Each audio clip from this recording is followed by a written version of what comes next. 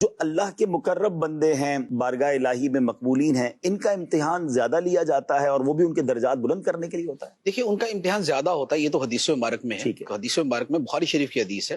فرمایا کہ سب سے زیادہ شدید بلا اور آزمائش جو ہے یہ انبیاء علیہ السلام پر آتی ہے، اللہ، پھر جو ان کے بعد افضل ہے ان پہ آتی ہے، پھر جو ان کے بعد افضل ہے ان پر آتی ہے۔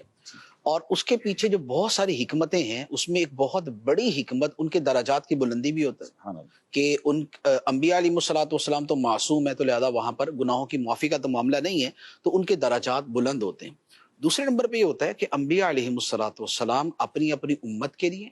اور اس کے علاوہ باقی دنیا کے لیے رول ماڈل ہوتے ہیں،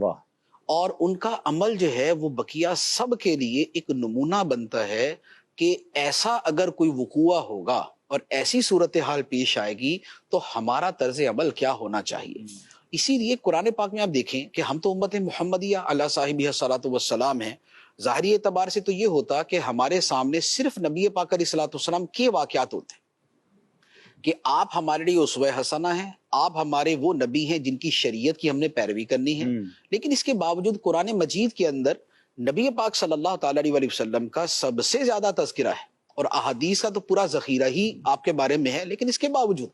انبیاء علیہ الصلوۃ والسلام کی جو سیرت مبارکہ ہے وہ اتنی کثرت کے ساتھ جو بیان کی گئی ہے، وہ کیا ہے کہ ہر نبی کی زندگی بذات خود پوری جامع ہوتی، کوئی بھی نبی جو ہے اس کی زندگی میں نقص نہیں، لیکن ان کی زندگی کا کوئی ایک کمال جو ہے وہ غالب اور نمایاں طور پہ ہمارے سامنے رکھا گیا۔ یہ قرآن پاک کا اسلوب ہے۔ آدم علیہ السلام کی توبہ کہ ایک عمل بھول کر کیا پھر بھی توبہ کر رہا ہے، اور ان کی بھول کا خود خدا فرما رہا ہے کہ بھولے، اور بھولنے کے اوپر گناہ نہیں ہوتا جو حقیقی گناہ جسے کہا جاتا ہے، لیکن پھر بھی انہوں نے توبہ کی، پھر بھی گریہ وزاری کی، پھر بھی کہا ربنا ظلمنا انفسنا، اے اللہ ہم سے ہماری جانوں پہ زیادتی ہوگی۔ یہ نہیں کہ یا اللہ یاد ہی نہیں رہا تو گناہ کس بات کا، نہیں، یا اللہ ہم سے زیادتی ہمارے۔ تو یہ کیا ہے کہ عاجزی کا درس، خدا کی بارگاہ میں جھکنے کا درس، اور انانیت کو اصلاً جو ہے نا وہ ختم کر کے رکھنے کا درس، اللہ کی بارگاہ میں توبہ کا درس، یہ وہ ہے۔ نوح علیہ السلام کا شکر اور صبر اور تبلیغ اور جذبہ تبلیغ اور ولولہ تبلیغ اور جوش تبلیغ، وہ 950 سال کا۔ ابراہیم علیہ السلام کی قربانیاں اور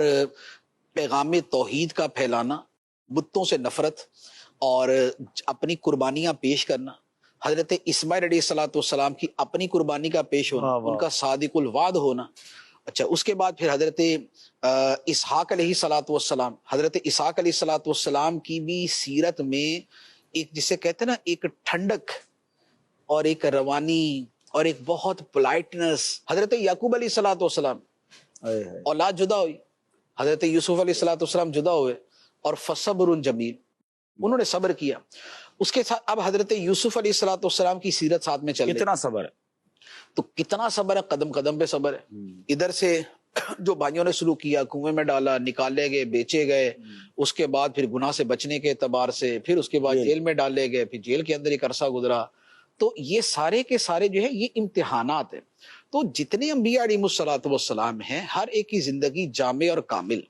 لیکن اس کا کوئی ایک پہلو جو ہے وہ بطور خاص ہمارے سامنے رکھا گیا۔ سلیمان علیہ السلام کی بادشاہت رکھی گئی، ایوب علیہ السلام کا صبر رکھا گیا، یوسف علیہ السلام کی جیل کی زندگی اور تقوی کا جو واقعہ ہے وہ رکھا گیا۔